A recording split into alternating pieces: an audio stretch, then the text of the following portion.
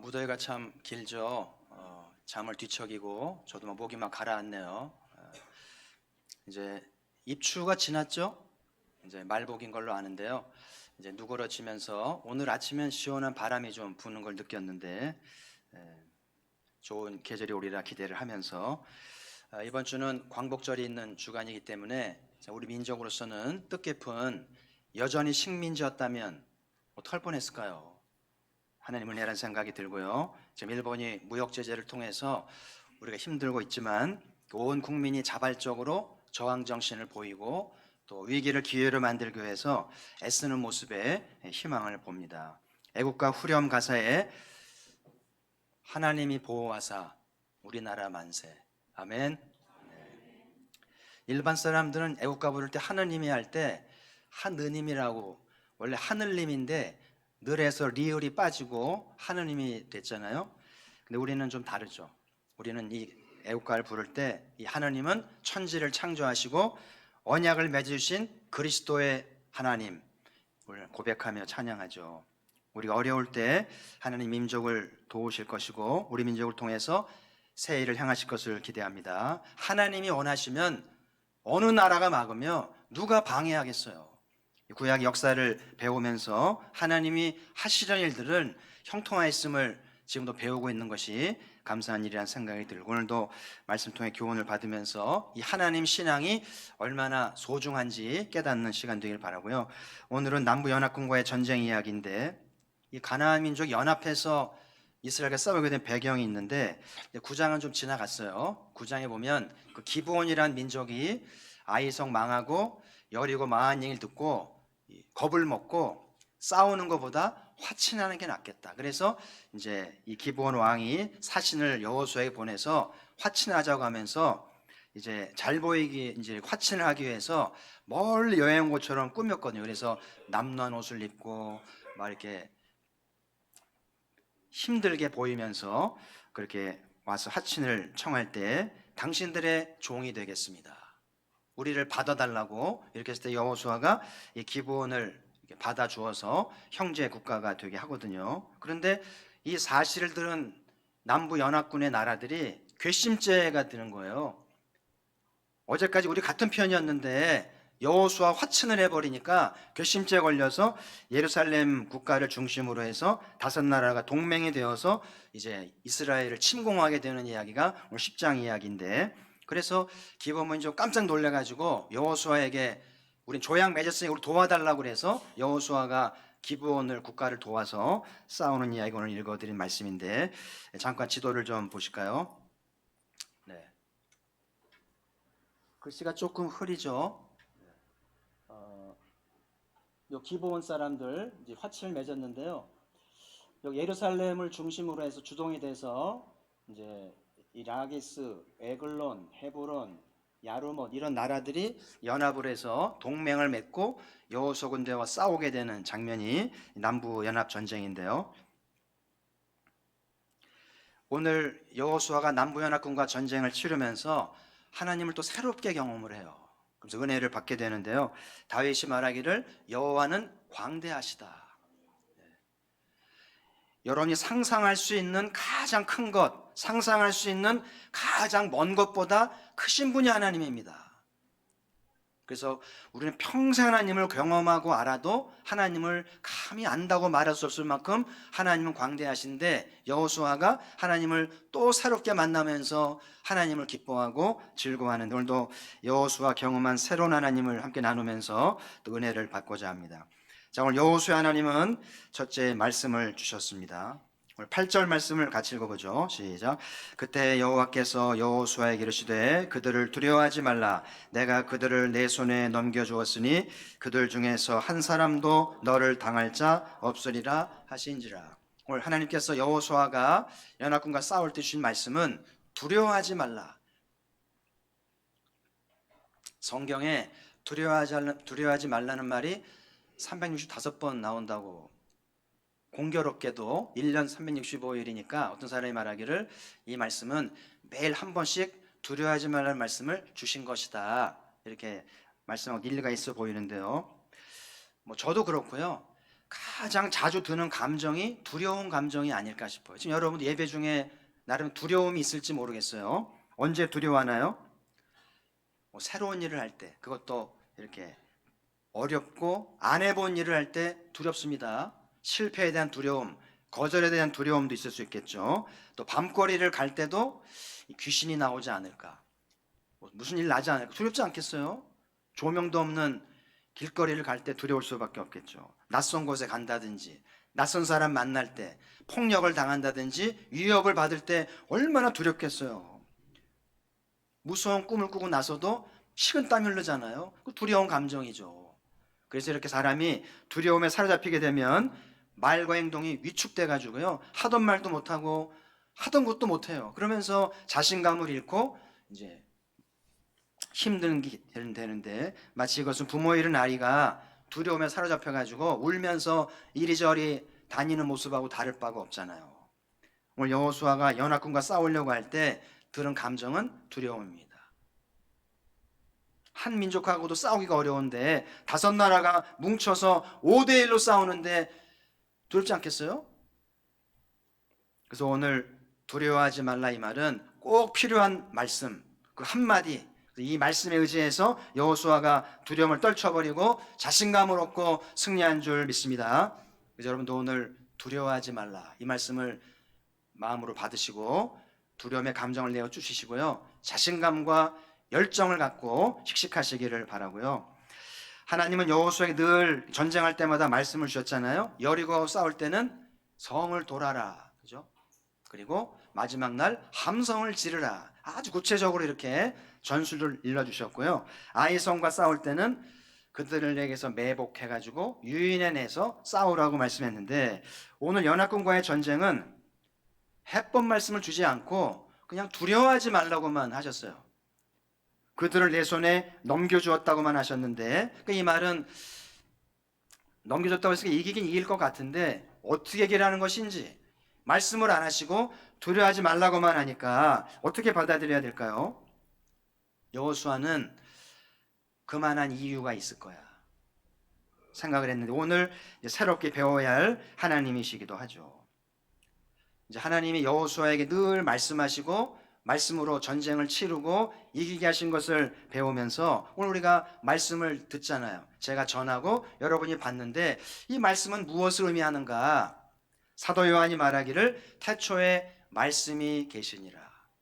이 말씀이 하나님과 계셨는데, 요한이 말하는 말씀은 히라보로 로고스라고 그러는데, 이 로고스가 모든 만물을 창조하고 질서 있게 하고 운행하게 하는 원리가 말씀인 거예요. 근데 그 말씀이 육신이 되어 우리 가운데 거하셨습니다. 그 말씀이 성육신 되어가 우리와 동거하셨잖아요. 육신으로 오셔서 동거하시면서 우리와 함께 하시면서 일하셨다는 거 아니겠어요? 그래서 여러분, 이렇게 우리 인생과 역사를 섭리하시는 말씀이 우리 가운데 있다는 것은 놀라운 복음이 아닐 수 없어요. 예수님의 말씀한 구절을 좀 보시죠. 요한복음 15장 7절 같이 한번 읽겠습니다. 시작. 너희가 내 안에 거하고 내 말이 너희 안에 거하면 무엇이든지 원하는 대로 구하라. 그리하면 이루리라. 아멘. 여기 어려운 단어 하나도 없죠. 어려운 단어 하나도 없는데 굉장히 어려운 말씀이에요. 저는 지금도 이 말씀 묵상을 합니다. 무슨 말인지 알려고. 굉장히 깊이가 있고 철학적이고 영적인 말씀이거든요.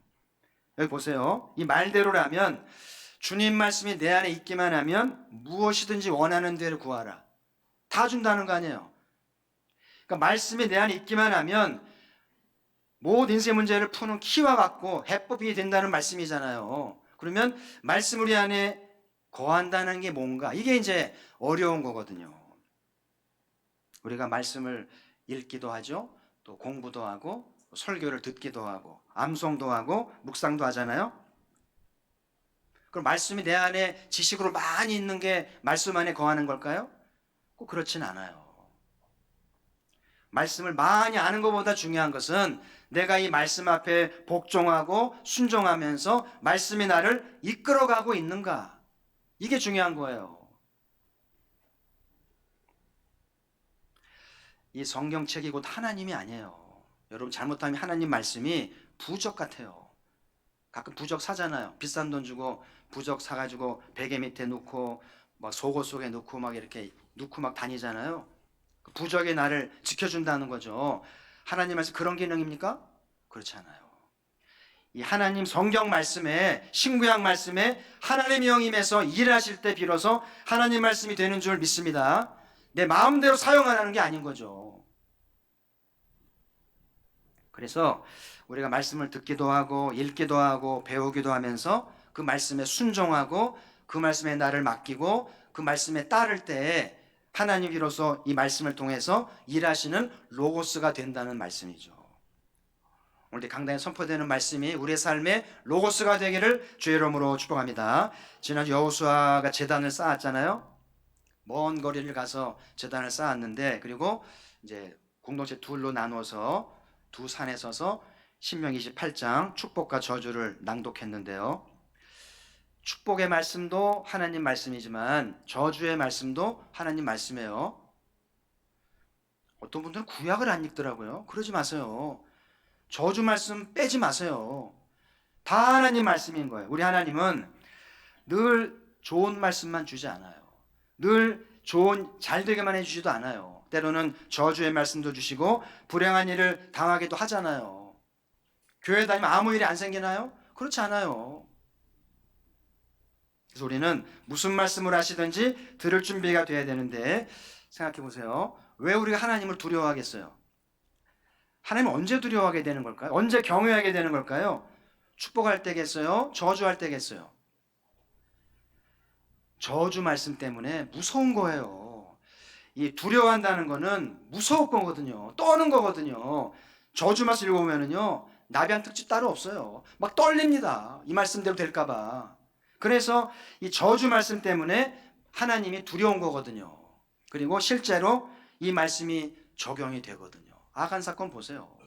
한 집안이 4대가 하루아침에 몰락하잖아요. 두렵지 않아요? 이를 당할까 두렵지 않습니까? 하나님을 두려워하라는 거예요.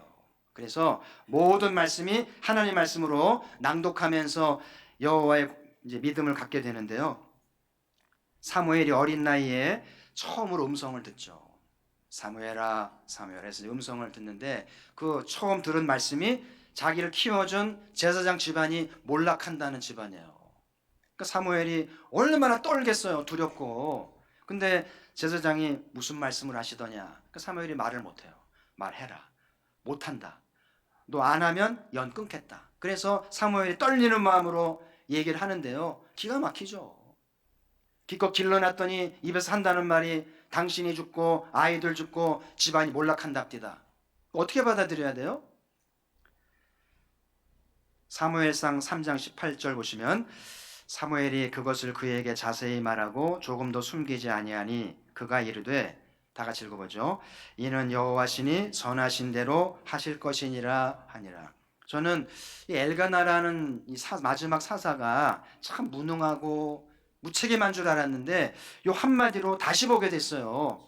이는 여호와시니, 이렇게 저주를 말씀하신 분은 하나님이시니 말씀하신 대로 우리 집에 이루어져야 되겠지. 대단하지 않습니까? 그리고 이 말씀대로 얼마 후에 이 집안이 몰락을 해요. 제사장이 죽고요, 두 아들이 죽고 법궤를 빼앗기고 나라가 기울게 되는 비참을 보게 되는데요. 두려워할 하나님입니다. 그래서 이 말씀을 통해서 한 집안과 도시와 국가의 운명이 좌우가 된다는 거예요. 그래서 이 말씀을 받는다고 하는 것은 떨리는 일이죠. 정말 조심스러운 일이고요. 동시에 이 말씀을 맡아서 말씀 사역한다고 하는 것은 영광스러운 일이고 값진 일이 될 수도 있는 것이죠. 그래서 이제 하나님이 여호수아에게 늘 말씀하실 뿐만 아니라 말씀을 맡겨주잖아요. 그리고 여호수아는 두렵고 떨리는 마음으로 말씀에 의지해서 위대한 역사를 만들어 가잖아요. 오늘 사랑하는 성도 여러분, 지금도 하나님은 말씀을 통해서 일하셔요. 그래서 여러분, 말씀 통해 일하시기 때문에 늘 강단을 통해서 말씀을 잘 받으시고 해법되게 하시고 말씀을 받으셔서 삶을 풀어가시길 바라고, 그리고 늘 말씀을 맡을 만한, 하나님 여호수아에게 말씀을 맡기신 것처럼 말씀을 맡을 만한 하나님을 두려워하시고요. 좀 책임감 있고 헌신된 자세로 말씀을 맡는 아름다운 생애 되기를 주의 이름으로 축복합니다. 오늘 여호수아 하나님은 두 번째로 우박을 내리셨는데요. 오늘 여기서 깨달은 것이 있어요. 뭐냐면 아무 말씀도 안 했잖아요. 전술. 근데 전쟁을 하다 보니까 하나님이 큰 우박을 내리셔서 상대방을 치잖아요. 이번 전쟁은 하나님이 직접 싸우시겠다는 거였구나 깨닫게 됩니다. 11절에 보면 이스라엘 사람의 손에 죽은 사람보다 우박에 죽은 자가 더 많았다. 여러분, 우박이 얼마나 컸으면 우박에 맞아 죽을까요? 근데 말씀을 준비하다 보니까 이 모세 10가지 재앙 중에 우박이 있었던가 생각이 났는데 있습니까? 없습니까? 씁니다. 그러죠. 있을 수도 있고 없을 수도 있고. 자, 출애굽기 9장 25절 보시면 같이 읽어볼까요? 시작. 우박이 애굽 온 땅에서 사람과 짐승을 막론하고 밭에 있는 모든 것을 쳤으며 우박이 또 밭의 모든 채소를 치고 들의 모든 나무를 꺾었으되. 그러니까 모세 때도 우박 재앙으로 바로의 콧대를 꺾으셨잖아요. 그러더니 여호수아 때도 우박으로 연합군을 보기 좋게 치시잖아요. 여호수아 느낌이 어땠을까? 우박을 보면서 여호수아가 어떤 감동을 받았을까요? 여러분, 여호수아에게 모세는 하늘입니다. 근데 모세에게도 우박을 내리시더니 나한테도 우박을 내려 도우신다? 이거는 영광스러운 거고요. 나도 이제 모세의 반열에 세우시려나 긍지가 될 만한 하나님의 도우심이 아니었을까 싶어요. 지금 이 지구는요, 환경 오염 때문에 몸살을 앓잖아요. 빙하가 녹아요. 빙하가 녹으니까 바다 수면이 쑥 올라오면서 막 이상기온이 막 생기는 거예요. 온도가 올라가면서, 그리고 쓰나미가 나고 지진이 계속 일어나고 열대야를 경험하는데요. 우리나라도 지금 전에 없던 열대야를 겪잖아요. 막 사람 죽습니다. 그리고 지진은 안 일어날 줄 알았는데 지진이 나가지고 이재민이 나서 지금 어려움을 겪고 있잖아요. 천재가 아니라 인재라는 말을 하죠. 오늘 우박은 천재입니다. 하늘이 내린 재앙이고요. 지금 지구촌의 수많은 아픔들은 인재라는 말을 하잖아요. 근데 오늘 내린 우박은 하나님이 내린 하나님의 도구요, 하나님의 재앙이었다고 볼 수 있는데, 하나님이 이상기후를 통해서 여호수아를 도와서 싸우심으로 전쟁을 승리케 하셨다는 말씀 아니겠어요?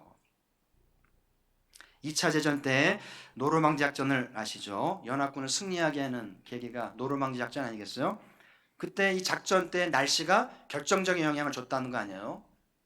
연합군을 지휘한 장군이 이제 아이젠하워 장군이었는데 6월 6일이죠. 우리 현충일 6월 6일 날 D-Day를 정하고 이제 이 작전을 준비하고 있는데, 이 작전 계속 날씨가 막 짓궂는 거예요. 폭풍 일어나고 짓궂습니다. 그래서 이제 아이젠하워가 기상 장교를 불러다가, 그때 이제 기상 대표자가 스태그라고 대령인데 불러다가 어떻게 되겠는가 그랬더니, 장군 6월 6일 날 날씨가 호전될 겁니다. 보고를 했고 아이젠하워가 그 보고를 받았습니다.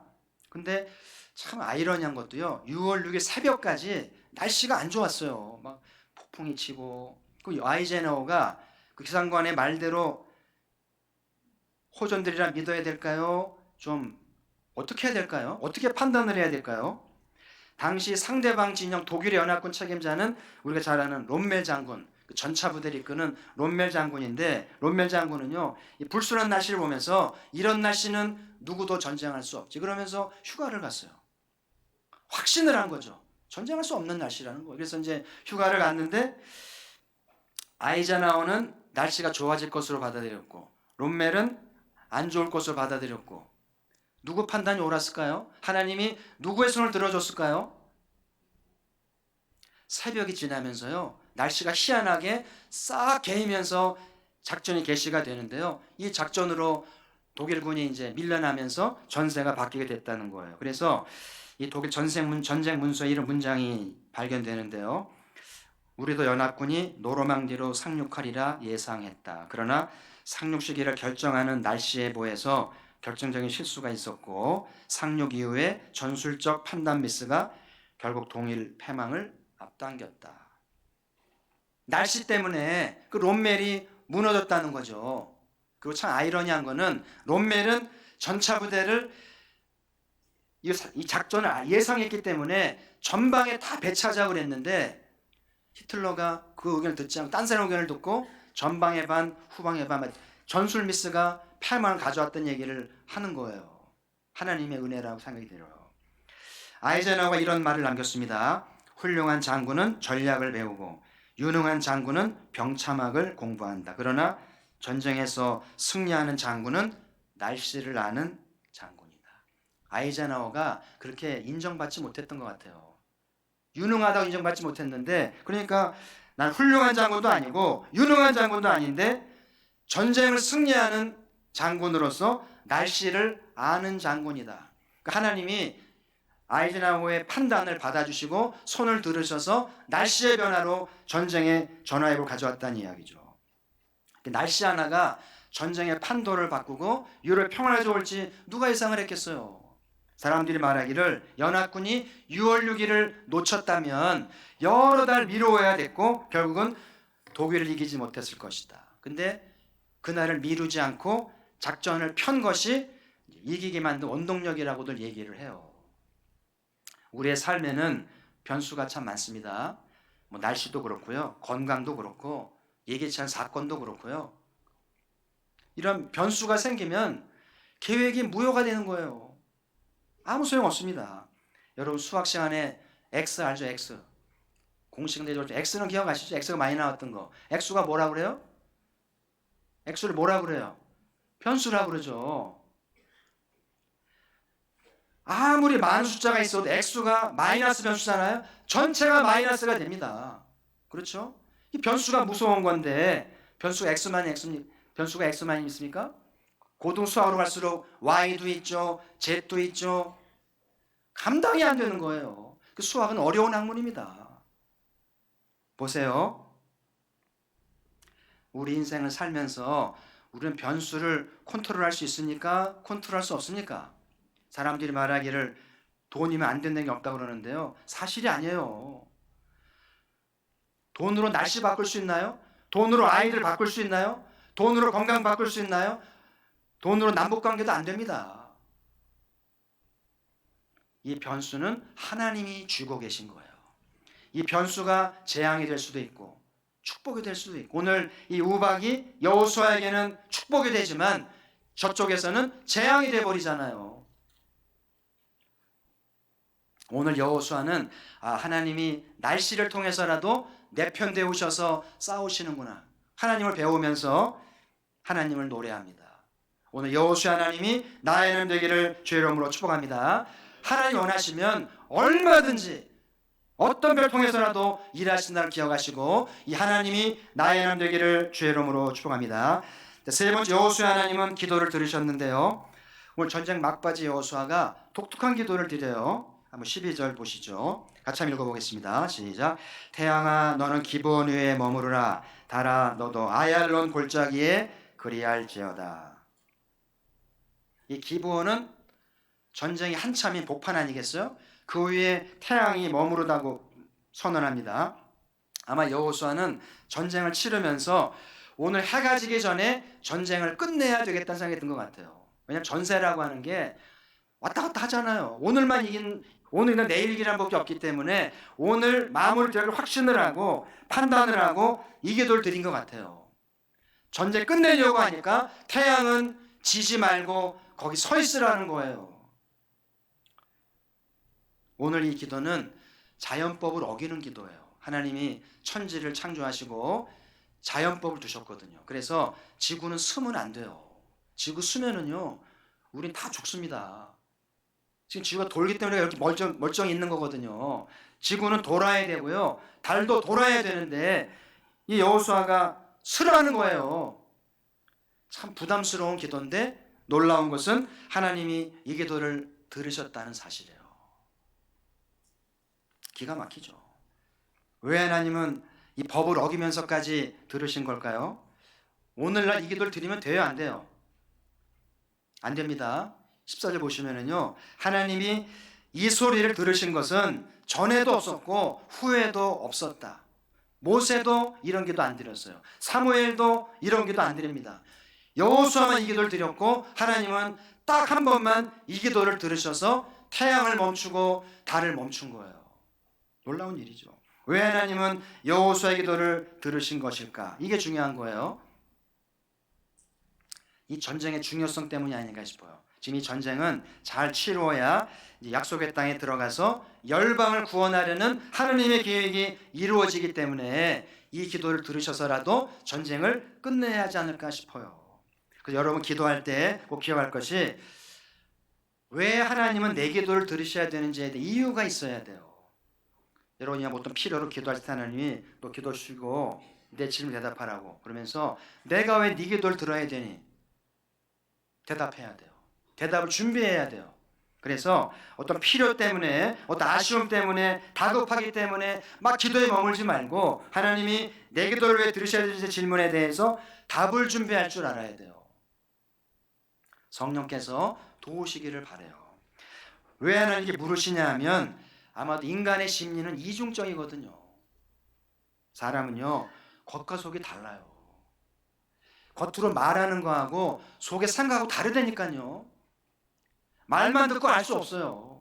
그래서 하나님은 그 이중 심리를 아시기 때문에 이유를 물으시는, 그래서 이유가 마땅할 때에만 들으시는데, 오늘 여호수아의 기도는 하나님의 들으셔야 할 이유가 분명히 있었다는 거죠. 지금 여호수아는 이 전쟁을 치러서 우선 이득을 얻는 것도 아니고 권력을 얻는 것도 아니고요. 오직 이 전쟁을 통해서 이스라엘이 제사장 나라가 되고 하나님의 구원받는 열방의 통로가 되기를 바라시기 때문에 이 기도가 하나님이 받으셨다는 이야기죠. 왜 우리 애들이 잘 돼야 되는지, 모든 부모님들이라면 애들 잘 되길 바라잖아요. 저도 그렇습니다. 아멘. 왜 잘 돼야 되는지 이유를 말하세요. 왜 내 사업장이 잘 돼야 되는지, 왜 이렇게 하나님 가폭의 사업장을 막으시는지 이유를 물어야 대답해야 하는 거예요. 그래서 지혜로운 기도는 막 구하기만 하지 말고 기도를 멈추고 이유를 말씀드려야 돼요. 그래서 하나님이 우리 애들 잘 되고 사업장을 잘 되게 하시면 이런 용도로 쓰겠습니다라고 구체적으로 결단하고 증거를 보여드리는 것이 지혜로운 기도입니다. 많은 사람이 참 기도는 열심히 하는데 결단하지 않아요.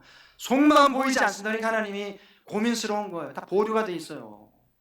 오늘 이 말씀을 듣고 여러분이 결단할 수 있다면, 속마음을 정리하고 결단한다면 하나님이 보류하실 이유가 없어요. 우리 가포교회가 하늘문 열리고 이 보류된 응답도 이루어지기를 주의 이름으로 축복합니다. 정말 물질의 복을 받기 원하신다면, 물질 주신다면 어떻게 쓰실지에 대해서 결단하시고 드려보세요. 다음에 하지 말고 지금부터 해야 돼요. 우리 애들이 잘 되기를 바란다면 우리 아이들이 여호와를 더 잘 경외하도록 교회에 자주 보내시고 하나님을 잘 섬기도록 이끄셔야 되는 거예요. 오늘 또 한 가지 여호수아의 기도에서 배울 것이 있는데요. 오늘 기도가 선포하는 기도예요. 태양아 기브온 후에 머무르라, 달아 너도 아엘론 골짜기에 그리할지어다. 선언하고 선포하는 기도라는 거예요. 보통은 주세요 기도잖아요.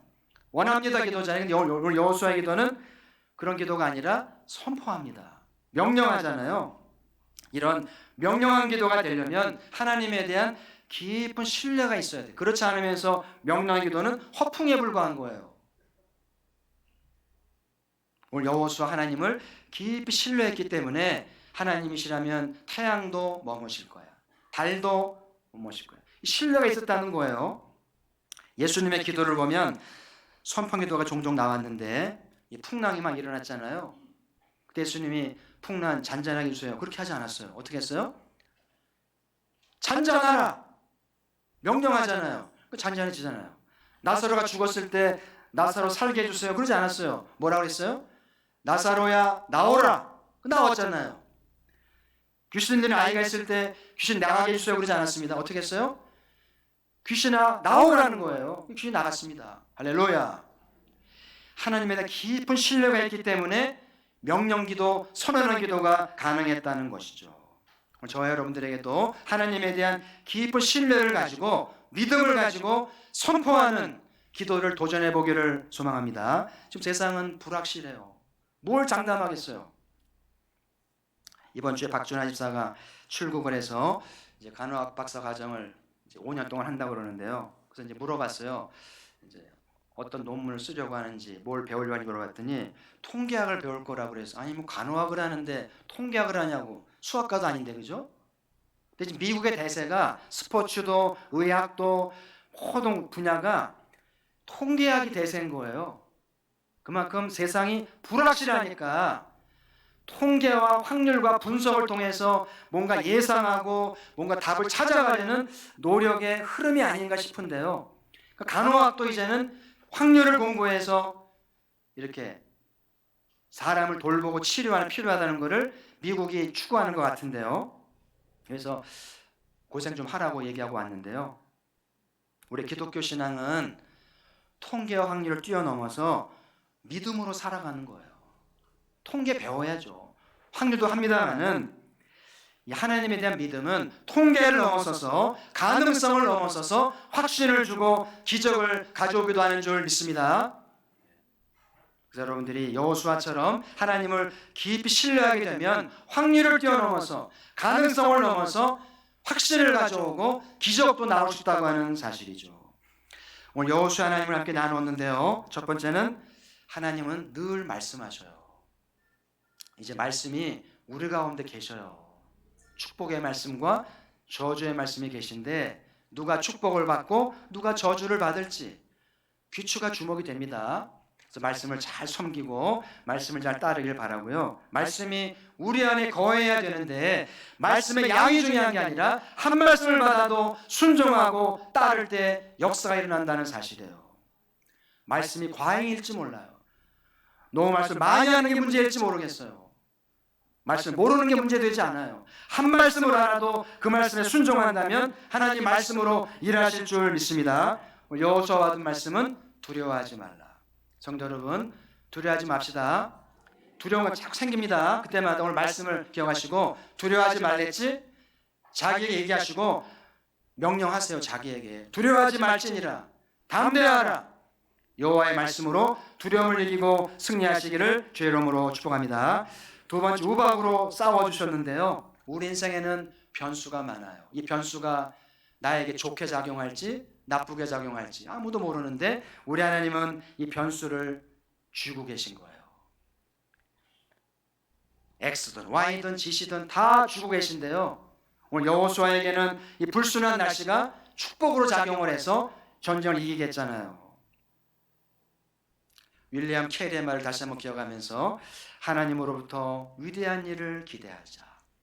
하나님 어떤 변수로 어떻게 일하실지를 기대하면서 하나님을 신뢰하고 하나님을 잘 경외해서 하나님이 어떤 변을 통해서라도 우리 가운데 일하시기를 주의 이름으로 축복합니다. 세 번째, 여호수아 하나님은 기도를 들으셨는데요. 여호수아 기도는 정말 담대한 기도였어요. 하나님을 사랑하고 자기를 비우고 오직 주를 위하려는 여호수아의 마음을 받으시고 그 기도를 들으셨어요. 우리도 마음을 비우고 착한 마음으로 전심으로 기도한다면 하나님이 왜 듣지 않으실까요? 저는 가포교회가 좀 착한 교회가 되고 전심으로 주님을 따르는 교회가 돼요. 하나님을 사랑해서 어떤 기도 들으시는 공동체가 되기를 바라고요. 하나님을 깊이 신뢰하게 되면 기도가 바뀌어요. 톤이 바뀌고 내용이 바뀌는데요. 주세요 기도에서 선언하는 기도가 됩니다. 기독교는 희망을 얘기하지 않아요. 희망 고문이 되지 않기를 바라요. 희망이 실상이 되게 하시는 거예요. 그래서 가능성을 뛰어넘고 확률을 뛰어넘어서 이루게 하시는 그런 기도를 드리게 하시는데 우리 가포교회가 하나님을 깊이 신뢰해서 선포하는 기도, 기적을 낳는 제단 되기를 바라고 이번 한 주간도 이 강단을 통해서 하나님을 잘 배우시고 깊은 신앙을 배우셔서 여호수아 기도처럼 승리하시기를 주의 이름으로 축복합니다. 하나님 아버지, 여호수아